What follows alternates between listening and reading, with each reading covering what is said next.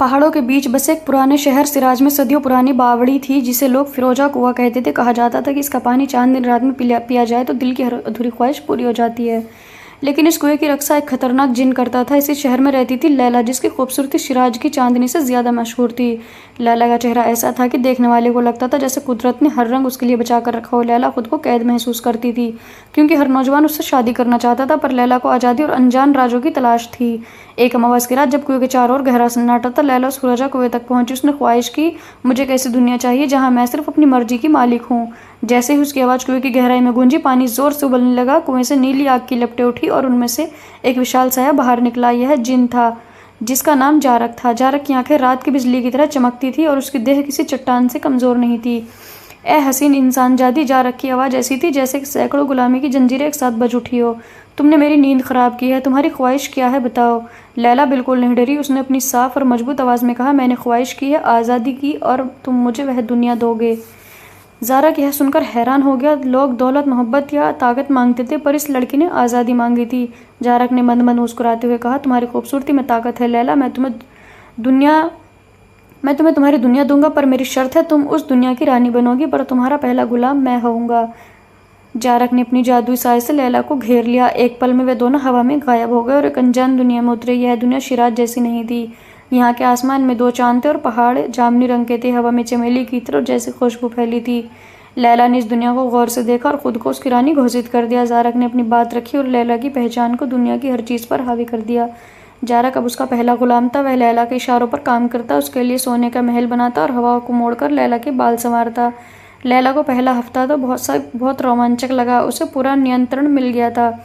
जारक एक ताकतवर खिलौना था जिससे वह खेल सकती थी, लेकिन जल्द ही लैला बोर हो गई। जारक इतना ताकतवर था कि वह हर काम बिना सवाल किए कर देता था। इस दुनिया में कोई चुनौती नहीं थी, कोई विरोध नहीं था। लैला की आज़ादी अब एक तरह की अकेली उबाऊ कैद बन गई थी। एक शाम जब दो चांद की रोशनी धरती पर थी, लैला ने जारक को अपने सामने बुलाया। जारक, लैला ने कहा, तुमने मुझे आज़ादी दी, पर यह आज़ादी बेमानी है। तुम गुलाम होकर भी आज़ाद हो और मैं रानी होकर भी कैद हूँ। जारक ने शांत आंखों से उसे देखा। मैंने अपनी शर्त पूरी की है रानी, मैं तुम्हारा गुलाम हूँ, मुझे हुक्म दो। लैला ने जारक के चेहरे की उदासी भांप ली जो उसकी विशाल ताकत के पीछे छुपी थी। मैं तुम्हें आज़ाद करती हूँ, लैला ने घोषणा की। तुम अब मेरे गुलाम नहीं हो, तुम आज़ाद हो। जारक की आंखों में एक लहर आई। उसने झुककर लैला का शुक्रिया अदा किया।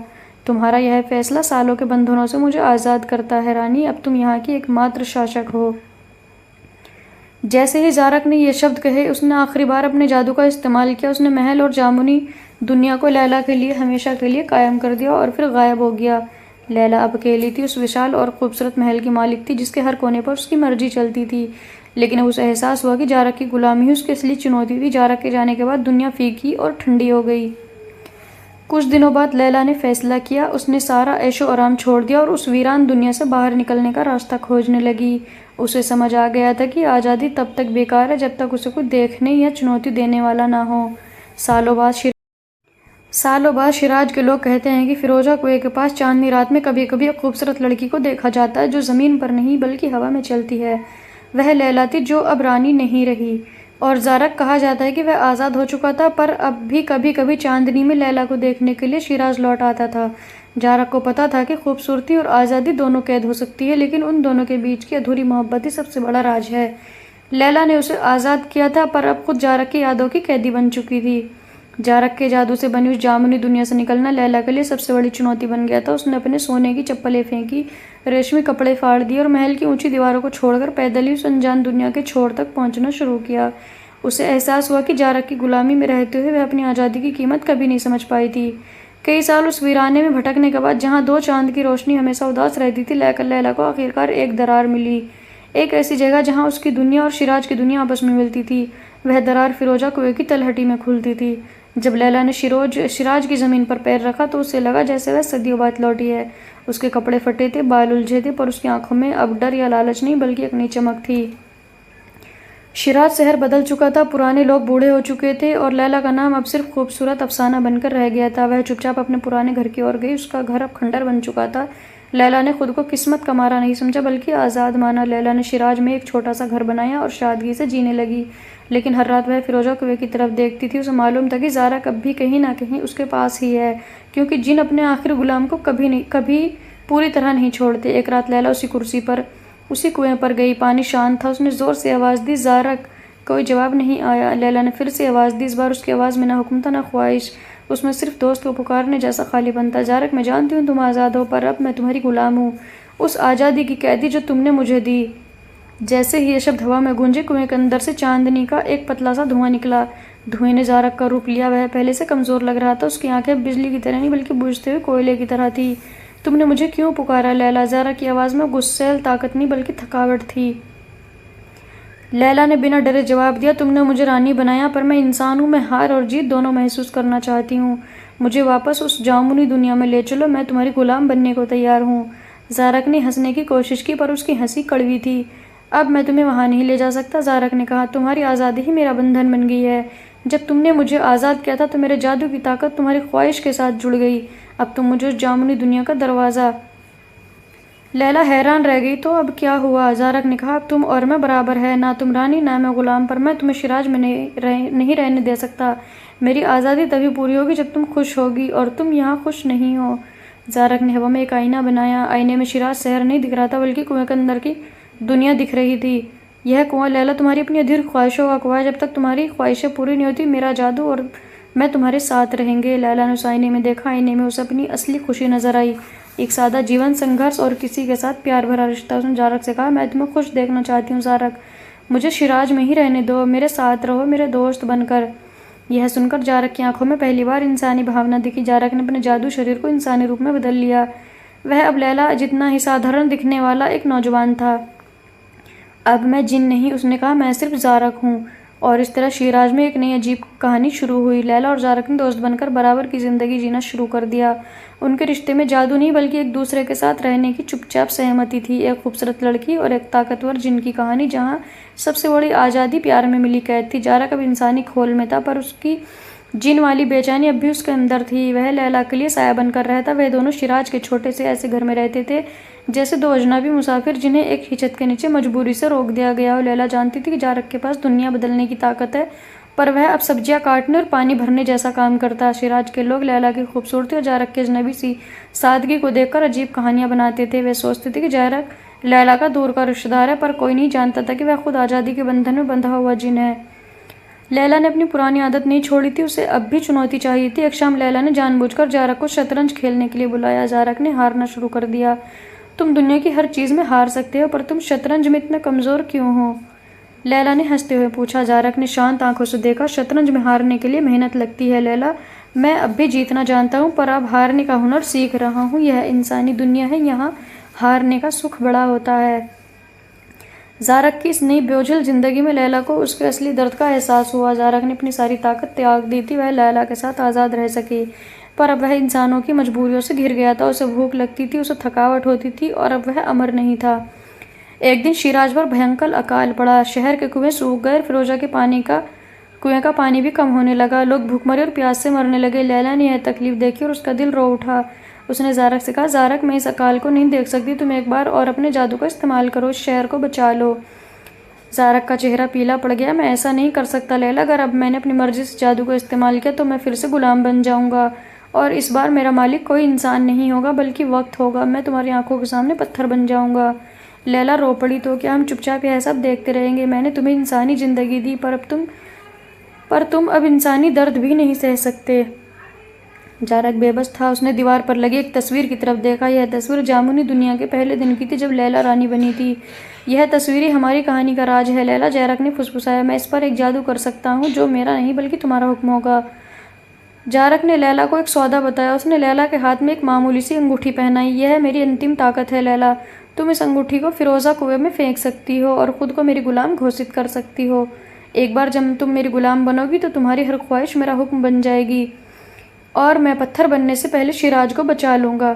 लैला के सामने दो रास्ते थे, खुद को कैद करना और लोगों को बचाना, या आज़ाद रहना और ज़ारक को इंसानी ज़िंदगी में देखना। लैला ने ज़ारक की तरफ देखा। उसकी आंखों में मोहब्बत नहीं बल्कि एक गहरे दोस्त के लिए वफादारी थी। उसने अंगूठी को कसकर पकड़ लिया और कहा, नहीं, मैं तुम्हें पत्थर नहीं बनने दूंगी, हम दोनों साथ ही इस दर्द को सहेंगे।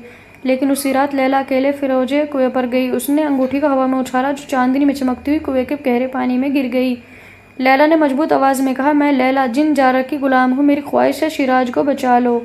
जैसे ही उसके शब्द खत्म हुए, नीली आग की लपटें फिर से उठी, लेकिन इस बार जारक बाहर नहीं आया। कुएं का पानी उबलना शुरू हुआ और तेज बारिश शिराज पर बरसने लगी। अकाल खत्म हो गया।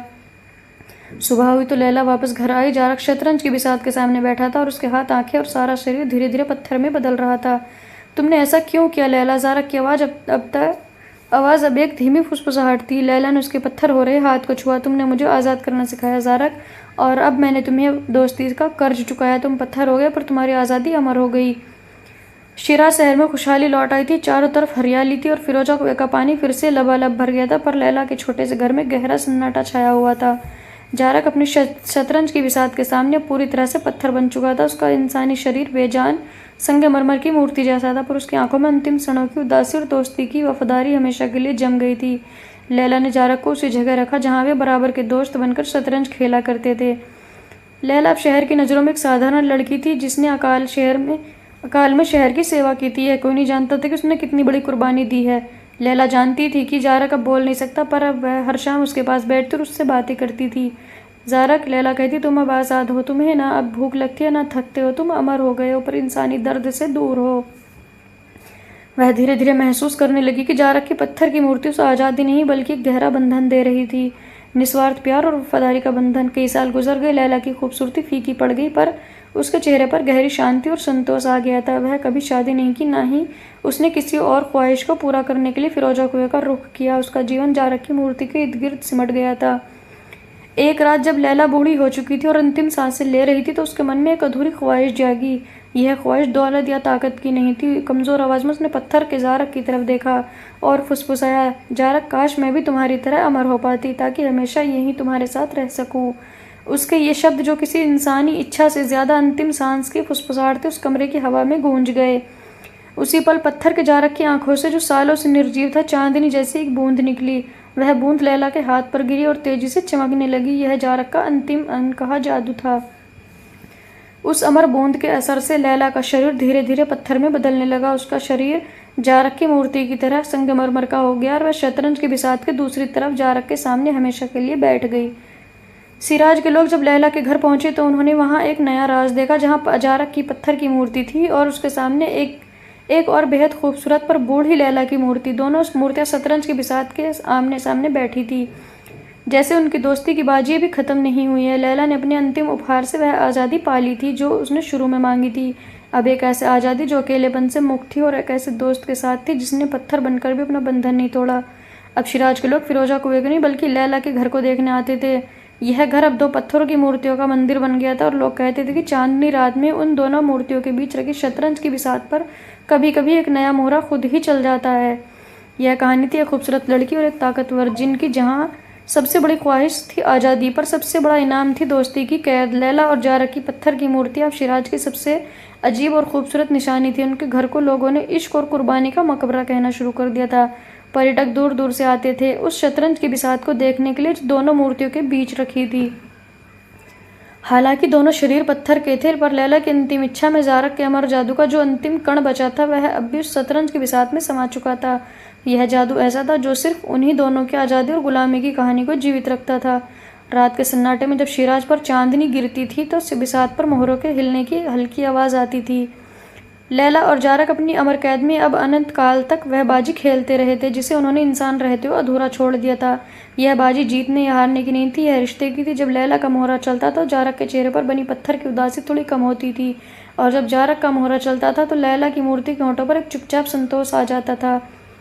कई सदियां गुजर गई। शिराज शहर आधुनिक हो चुका था, पर लैला और जारक की मूर्तियों का जादू अब भी बरकरार था। एक दिन शिराज यूनिवर्सिटी में प्राचीन इतिहास की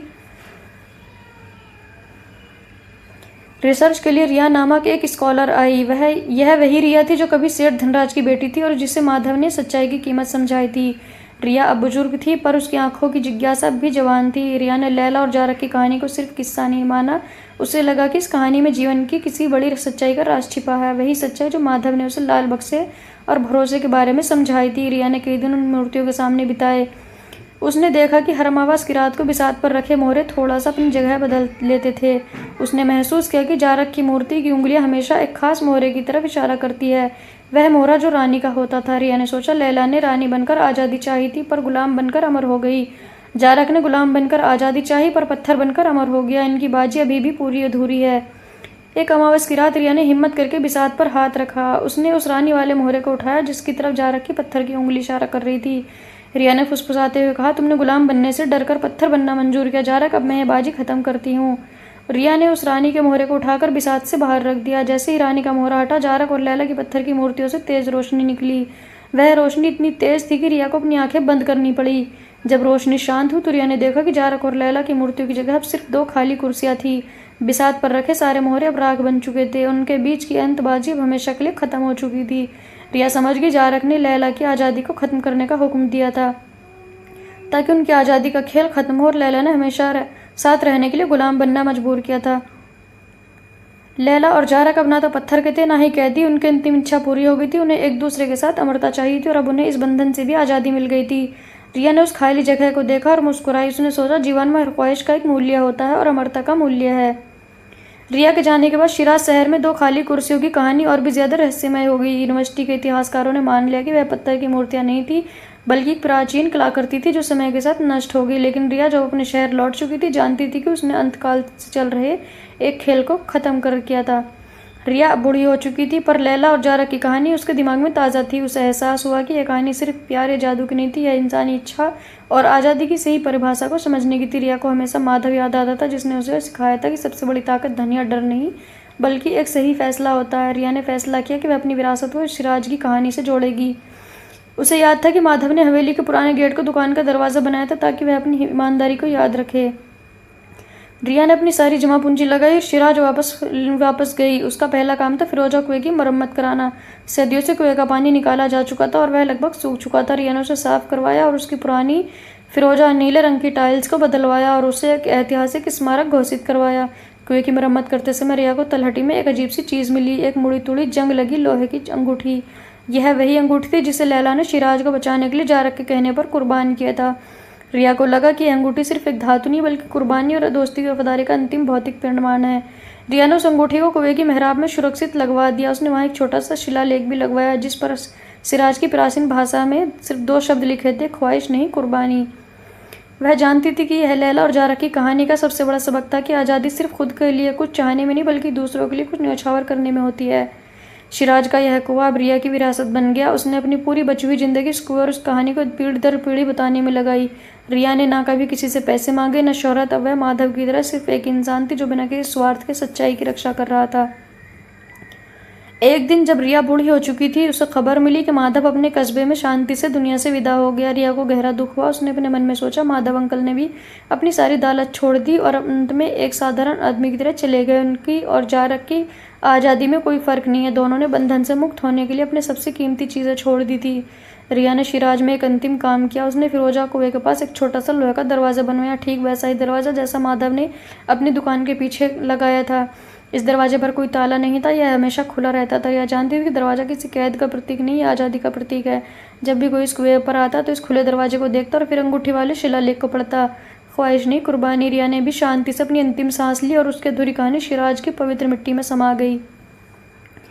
लैला, जारक, माधव और रिया इन सब ने मिलकर एक ही बात सिखाई, जीवन का सबसे बड़ा जादू किसी भी इच्छा को पूरा करने में नहीं बल्कि बिना शर्त के जीतने और दूसरों के लिए अपनी ख्वाहिशों को त्यागने में है। रिया की मौत के बाद फिरोजा कुआं और उसके पास बना खुला लोहे का दरवाज़ा सिराज की सबसे पवित्र जगह बन गया। रिया ने अपनी वसीयत में यह तय किया कि इस जगह की देखभाल एक ऐसे व्यक्ति को करनी होगी जिसे जीवन की सबसे बड़ी कुर्बानी का एहसास हो। यह जिम्मेदारी एक स्थानीय बुजुर्ग फाजिल को मिली। फाजिल ने कुएं की कहानी को ठीक उसी तरह जिंदा रखा जैसे माधव ने अपनी ईमानदारी को अपनी दुकान के दरवाजे के पीछे छुपाया था। फाजिल हर आगंतुक को जिन और लैला की कहानी सुनाता, पर कहानी खत्म करने के बाद हमेशा उन्हें खुले दरवाजे की तरफ इशारा करता। लैला ने कुर्बानी दी, जारक ने पत्थर बनना मंजूर किया और रिया ने इसे सार्वजनिक कर दिया। फाजिल कहता, पर आज़ादी तब मिली जब इन सब ने भरोसे का दरवाज़ा खोला। एक तूफानी रात जब सिराज में जोरदार बिजली चमकी तो उसी बिजली ने सीधे फिरोजा कुएं को निशाना बनाया। कुआं चमकदार नीली रोशनी से भर गया, ठीक वैसी ही रोशनी जैसी जारक के पहली बार बाहर आने पर निकली थी। अगर सुबह फाजिल ने डरते डरते कुएं के पास जाकर देखा, कुएं की मेहराब और पत्थर पूरी तरह सुरक्षित थे, पर रिया द्वारा लगवाया गया अंगूठी वाला शिलालेख टूट चुका था। पत्थर टूट गया था पर उस पर लिखे 2 शब्द, ख्वाहिश नहीं कुर्बानी, कुएं के अंदर की दीवार पर चमकदार फिरोजा रंग में उभरे हुए थे। और सबसे हैरान करने वाली बात यह थी कि लोहे का खुला दरवाज़ा, जो हमेशा खुला रहता था, मजबूती से बंद हो चुका था। दरवाजे पर कोई ताला नहीं था, पर वह इतनी भारी हो गया था कि कोई भी उसे हिला नहीं सकता था। फाजिल जानता था कि यह कुदरत का काम नहीं था, यह किसी प्राचीन जादू का अंतिम अध्याय था। उसने महसूस किया कि जारक और लैला की कहानी अभी पूरी नहीं हुई है। फाजिल ने दरवाजे के पास सामने बैठकर ध्यान लगाया। उसे एहसास हुआ कि दरवाज़ा इसलिए बंद हुआ क्योंकि अब सिराज को किसी और कुर्बानी की ज़रूरत नहीं थी। लैला और जारक ने अंतकाल तक जो बाजी खेली, उसका अंतिम फैसला यह था कि सबसे बड़ी आज़ादी तब मिलती है जब इंसानी इच्छा शक्ति और जादुई ताकत दोनों शांति से बंध जाए। फाजिल ने दरवाजे को छूकर फुसफुसाया, तुम अब आज़ादी का दरवाज़ा नहीं हो, तुम भरोसे का बंधन हो। और उस पल फाजिल के हाथों में गर्मी महसूस हुई। दरवाजे पर जंग लगा था, पर जहाँ उसने छुआ था वहाँ दो शब्द उभर आए, कैद में आज़ाद। यह लैला और जारक का अंतिम संदेश था। उन्होंने अमरता पा ली थी, पत्थर बनकर भी प्यार पाया था, और अब उन्होंने आखिरी बार अपने जादू का इस्तेमाल करके यह बता दिया कि सच्ची आज़ादी बाहरी दुनिया में नहीं बल्कि अपने फैसलों में मिलती है। और शिराज शहर हमेशा के लिए उन दोनों के अंतिम प्यारी कैद के साए में रहा। दरवाजे पर उभरे शब्द कैद में आज़ाद फाजिल के लिए सिर्फ एक चमत्कार नहीं थे, वे एक भारी जिम्मेदारी बन गए थे। वह समझ गया कि लैला और जारक ने अपनी अमरता को अब इस दरवाजे और कुएं के साथ हमेशा के लिए जोड़ दिया है। दरवाज़ा अदृश्य ताकत से बंद था और कुएं के पानी में अब अजीब मध्यम फिरोजा चमकती रहती थी। फाजिल ने कस्बे वालों से झूठ कहा कि दरवाज़ा तेज बिजली की वजह से जाम हो गया, पर वह जानता था कि यह फिरोजा कुआं का कोई ऐतिहासिक स्थल नहीं रहा, बल्कि दो अमर आत्माओं का अंतिम कारागार बन चुका है। उसका काम सिर्फ चौकसी करना नहीं था, बल्कि दोस्त बनकर दो प्राचीन जिन की अंतिम इच्छा की रक्षा करना था। यह दरवाज़ा सिराज के लिए खुला सबक था, जो कहता था कि आज़ादी आसानी से नहीं मिलती और भरोसा एक बार टूटने पर हमेशा के लिए बंद हो जाता है। सदियां और गुजर गई, फाजिल की पीढ़ी भी चली गई, और अब कुएं की देखरेख उसी के परपोते कर रहे थे। एक दिन सिराज में एक अजीब साया आया, एक बुजुर्ग जिसकी आंखें सुनहरी थी और जिनके चेहरे पर घोर अहंकार झलकता था। यह शैतान नहीं था, बल्कि जारक के खानदान का एक प्राचीन और खतरनाक जिन था, जिसका नाम रक्ष था। रक्ष को यह पता चला कि जारक ने एक इंसान के लिए पत्थर बनकर अपनी जादू ताकत बर्बाद कर दी। वह जारक के अपमान का बदला लेने आया था। रक्ष जानता था कि जारक और लैला की अमर आत्माएं अब कुएं और बंद दरवाजे के बीच फंसी हुई है। उसने दरवाजे पर अपनी ताकत से वार किया। आवाज़ ऐसी थी जैसे 1000 बादल एक साथ फट गए हो, पर दरवाज़ा टस से मस नहीं हुआ। रक्ष हैरान हो गया, है दरवाज़ा किसका जादू है, इतना ताकतवर बंधन। उसने जांच की और पता चला कि यह जादू किसी जिन का नहीं, बल्कि लैला की निस्वार्थ कुर्बानी और जारक के भरोसे से बुना गया अमर बंधन था। यह ऐसा बंधन था जिसे ताकत से तोड़ा नहीं जा सकता था, सिर्फ निस्वार्थ त्याग से खोला जा सकता था, और रक्ष के पास त्याग का कोई गुण नहीं था। रक्ष ने गुस्से में फिरोजा कुएं का सारा पानी सोखना शुरू कर दिया। उसका विचार था कि अगर कुआं सूख गया तो जारक और लैला की आत्माओं को कैद रखने वाला जादू खत्म हो जाएगा। जैसे ही कुएं का पानी तेजी से कम होने लगा, बंद दरवाजे पर लिखे कैद में आजाद शब्द चमकने लगे। रक्ष ने देखा कि कुएं की तलहटी में चांदी की एक छोटी सी चाबी हवा में उड़कर आई और दरवाजे के पास हल्के से बजने लगी।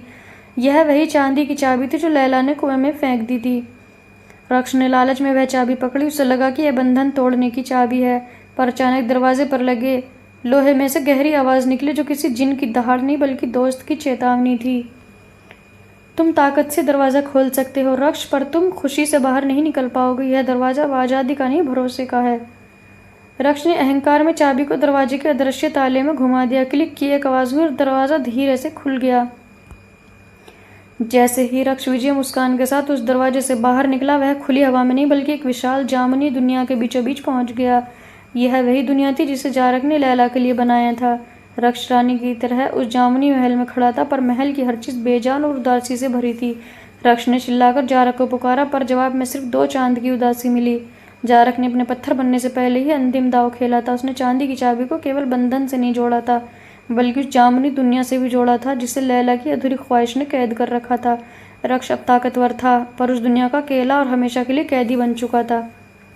सिराज का दरवाज़ा बंद ही रहा, पर अब उस पर अंतिम 2 शब्द उभर आए, कैद में आज़ाद और लालच में कैद। यह कहानी यहीं ख़त्म होती है, जहाँ सबसे बड़ा जादू मोहब्बत या ताकत का नहीं बल्कि विश्वास का था। रक्ष के जामुनी दुनिया में कैद होते ही सिराज के फिरोजा कुएं और बंद दरवाजे पर छाए जादू का साया पूरी तरह से हट गया। दरवाजे पर लिखी चमकदार इबारतें गायब हो गई और वह मजबूती से बंद लोहे का दरवाज़ा, जिस पर कोई ताला नहीं था, अब बिना किसी रुकावट के खुल गया। फाजिल और कस्बे के लोगों के लिए एक और चमत्कार था। उन्हें लगा कि कोई कुदरती ताकत है और दरवाजे को खोल गई, पर फाजिल जानता था कि यह लैला और जारक का अंतिम उपहार था। उन्होंने अपने सबसे बड़े दुश्मन को कैद करके सिराज को जादू से पूरी तरह आज़ाद कर दिया था। अब फिरोजा कुएं का पानी फिर से सिर्फ पानी था, ना कि ख्वाहिशों का आईना, और खुला दरवाज़ा भरोसे का नहीं बल्कि खुली हुई सच्चाई का प्रतीक था। फाजिल ने दरवाजे के अंदर जाकर देखा। दरवाज़ा खुलने के बाद वहाँ की हवा में चमेली की हल्की खुशबू फैली थी, जो जामुनी दुनिया की निशानी थी। दरवाजे के अंदर कोई गुप्त सुरंग या राज नहीं था, वहाँ सिर्फ एक सपाट प्राचीन पत्थर या का फर्श था। फाजिल ने उस फर्श को साफ करना शुरू किया और एक कोने में उसे एक अनोखी चीज़ मिली, चांदी की एक छोटी सी चाबी।